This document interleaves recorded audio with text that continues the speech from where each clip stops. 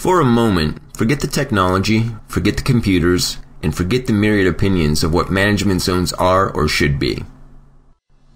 I want to introduce a very simple exercise that will likely change your views on variable rate and give you, the farmer, a tool of your own that can easily be used to evaluate what anyone is telling you. Let's start by placing an imaginary grid over your entire farm field. Now I want you to focus on a small area of your field that you've been working on for some years. Going back in your memory year by year, try to remember whether the yield within that cell was higher or lower than the average for that year.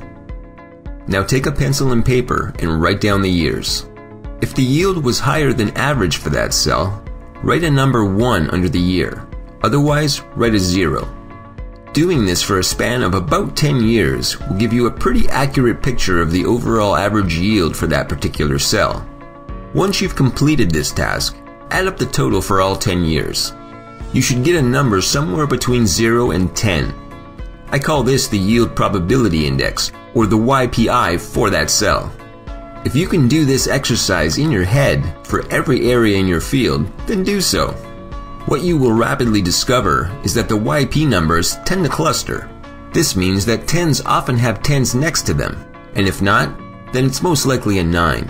Very rarely will it be less than 9. If you make a map of the YPI values, you will see that they by themselves delineate zones in your field. The 10s are where crops exceed the average every year, and the 0 areas are where the field underperforms every year.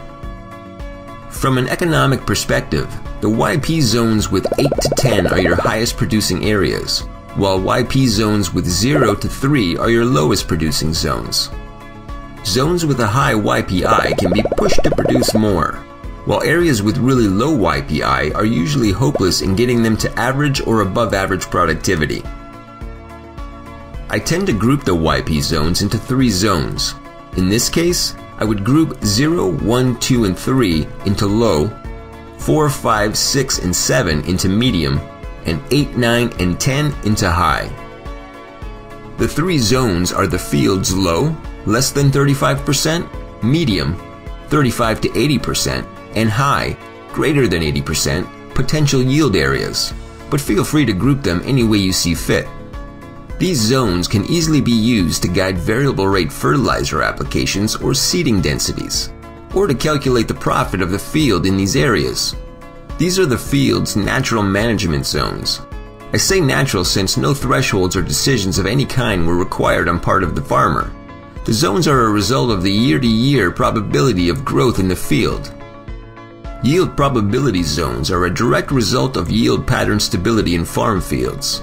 In our work at Niagara College, we are finding this in every field we work with.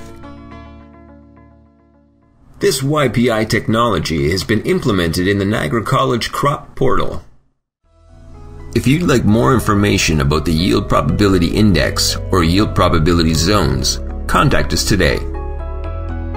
Partially funded through